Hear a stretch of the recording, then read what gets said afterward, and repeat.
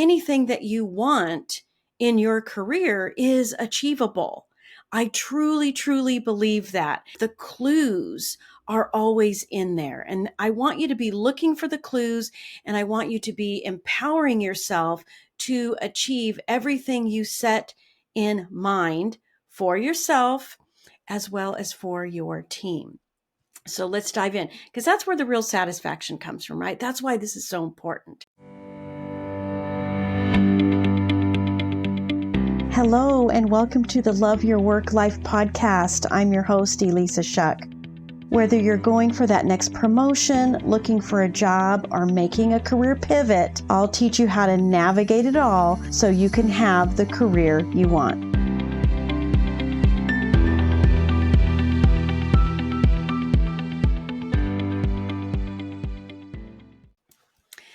Hello, my friends, and welcome to Love Your Work Life episode 155. Today, I'm going to talk to you about achieving your goals, because let's face it, that is the message out there. Set a goal, achieve it, set a goal, achieve it. And it kind of is in our nature anyway, whether it's part of business or not.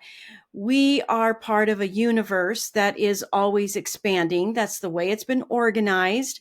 We are part of that. So it's natural that setting and achieving goals would be who we are, what we strive for. And I'm going to give you a really, really easy secret technique for achieving your goals. It's something that I have used over and over again. Early in my career, I didn't even realize that I was actually using this technique. And then I was fortunate enough to be introduced to some training that helped me really incorporate this on a more strategic, deliberate, intentional level. And that's what I want to talk to you about today, because anything that you want in your career is achievable. I truly, truly believe that. When I talked about an empowering resume a couple of weeks ago, I talked about how kind of the clues are always in there. And I want you to be looking for the clues, and I want you to be empowering yourself to achieve everything you set in mind for yourself as well as for your team.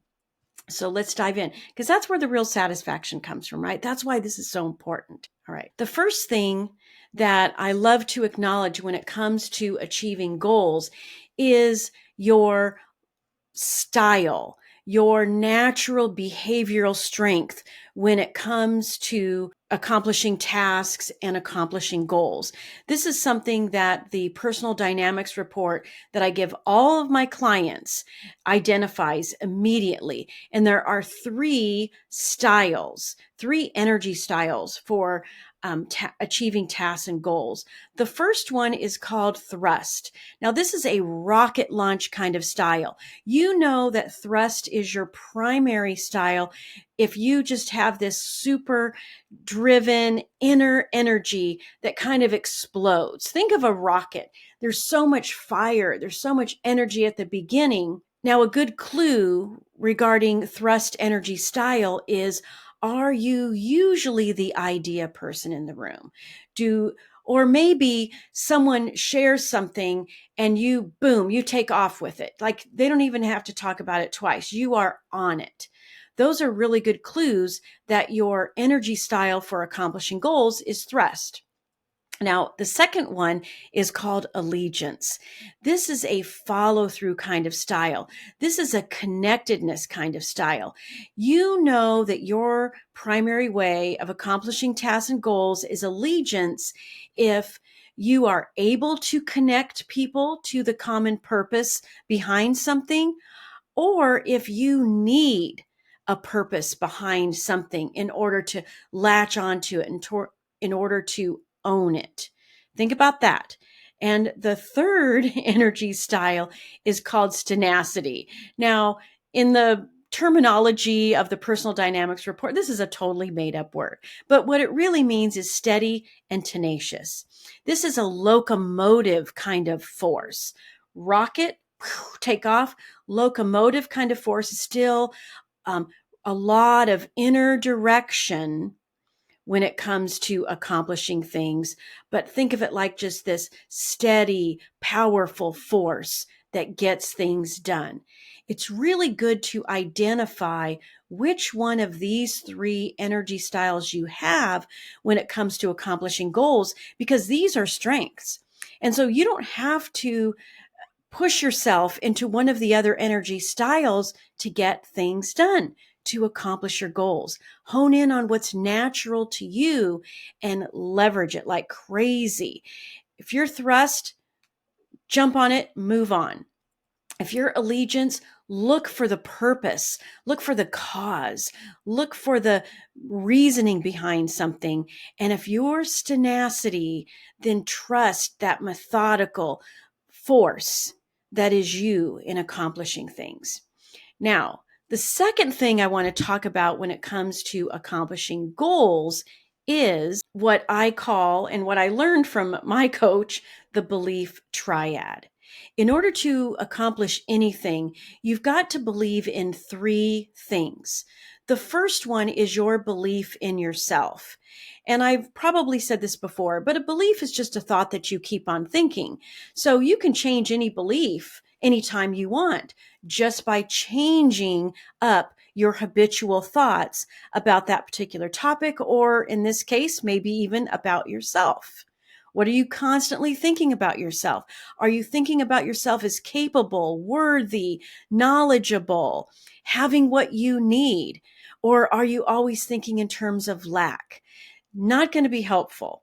The belief triad starts with your belief in yourself, that you are capable, that you have what you need. And even if it's not apparent to you right now, you will figure it out. That's belief in yourself. The second thing in the belief triad is believing in what you have to offer, believing in what you bring to the table. If you're in a job search, that means you're believing in the evidence that you've accumulated throughout your career that you can get it done, that you are a value add to the organization that you're seeking to be employed with. If you're a leader, it's a belief in your own leadership. It's a belief in what you bring to your team and how you can enable your team to accomplish more. The third piece of the belief triad is your belief in the other person. Interview, it's your belief that they are going to see you as value add. It's setting an intention for what you expect to happen in that conversation. You're expecting that they're going to see you as an awesome candidate. If you're a leader, you're expecting your team to jump in, to own it, to make it happen. Your expectation and your intention is representative of your belief in the other person, to see what you're seeing, to catch on to what you're offering. That's the belief triad. The third thing when it comes to accomplishing your goals is visualization and action. Visualization, this is the most powerful technique that I can share with you. And I'm saying this from my own personal experience, because every single thing I visualized during my career, and I think of my career as a little bit eclectic. It didn't have a linear career path. It's more of what Harvard Business Review said in a recent article, a career portfolio. But I've accomplished everything I desired to accomplish. And you can too, through visualization and taking action. And visualization has to come before action, my friends. If you go immediately into action without visualizing what you expect out of that action, without visualizing yourself as succeeding in that action, then it will just take longer, because your action will be ineffective. It just will, or not as effective as it could be. So what do I mean by visualization? I mean visualizing the goal completed. This helps you take the action you need to take. Inspired action is the key to achieving any goal. And the key to having inspired action is to visualize it as done, as complete before you ever get started. One of my favorite examples of this is visualizing myself in the office that someone else had. Now, I had no ill will towards that person, but I visualized myself in that office. I visualized myself leading the team. I visualized my team accomplishing things that they never really expected for themselves. This is the key, my friend, because when you visualize it as already done, you're opening up your mind to the methods, the madness, the techniques, the resources that are going to help you get there. Now, when you are visualizing, you're also wanting to set some priorities. What is your top priority in that end result? It's like asking yourself, what did I do first when I accomplish this? It's reverse engineering it back from the goal already accomplished to what had to happen to make it happen. You don't need to know right at the beginning, but as someone who's already accomplished the goal, guess what? You know how you got there, right? We don't know how to do anything until we actually get there. So if you start visualizing yourself as already having achieved it, then you're opening up the path to the actions that you need to take to get you there. The most important piece of this isn't just visualization. It's not the intellectual act of affirmations or picturing it. The most important thing about visualization is your imagination and your emotion. How does it feel to have achieved it? Our subconscious doesn't know anything about words, but it does know a lot about feelings. And when you feel the success of it, you are reprogramming your subconscious. And the cool thing about the way our brains work is our brains do not know the difference between something that is vividly imagined. And when I say vivid, I mean all the detail, all the emotion, everything you can conjure up for yourself.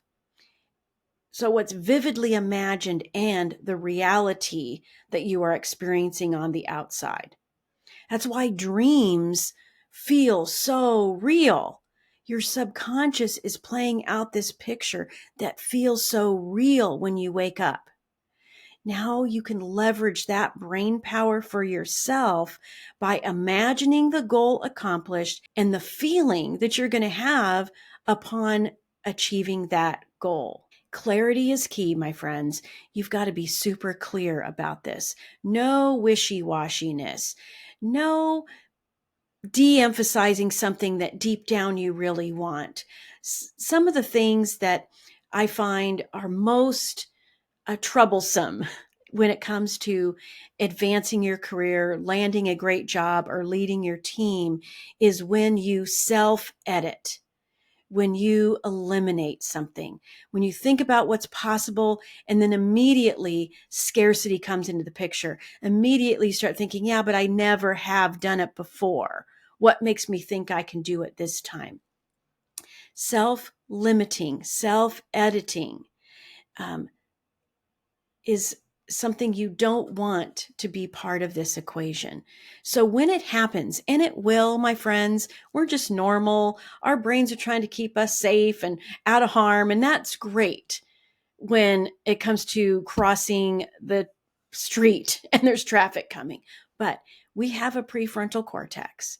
We have the capacity to decide in that moment that we're not going to go with that self-editing, self-limiting thought. Now, if those thoughts are habitual, that's what turns into a self-limiting belief. That's why the belief triad is in play here, because you are now going to be a curious watcher of your own brain when you start setting a goal, setting an intention for achieving that goal. Pay attention to your thoughts. If something comes up that is not empowering, then let it go. Decide in that moment, no, that's not who I am. I am not going to entertain that thought anymore. You can make the choice right in the moment. And through that momentary choice, start developing a new pattern of thoughts, new habits of thought that start creating new beliefs for yourself. Setting a goal means setting an intention. I intend to achieve that. I expect to achieve that. Be sure that you are attaching goals to intentions and intentions to who you are, who you want to be. Start acting like the person who is capable of achieving that goal. Start acting like the person who's already achieved that goal. And my friends, you will be elevating your capacity to achieve every single thing you set for yourself. Never limit yourself. Start with identifying your natural behavioral strength, how you're wired, what makes you tick as a person when it comes to achieving goals. Then focus on the belief triad. Start managing what you believe about yourself, what you believe you bring to the table, and the capacity for other people to believe in you. Then visualize it in detail. Receiving the award, receiving the promotion. How does it feel? This is what will help you achieve your goal. And if you're having trouble feeling it in the now, just go back to something you've achieved in the past. How did that feel? Hack that feeling and bring it in to the present tense about the thing you have envisioned for yourself next. All right, my friends, go out there, go get them, achieve those goals. I'll talk to you again soon. If you like listening to this podcast, I invite you to visit the Love Your Work Life website at elissashuck-careercoach.com. On the site, you're going to find free resources and information about all of my coaching programs, everything you need to land a great job, advance your career, and lead and build an awesome team. And of course, don't forget to subscribe to this podcast and don't forget to follow me on LinkedIn.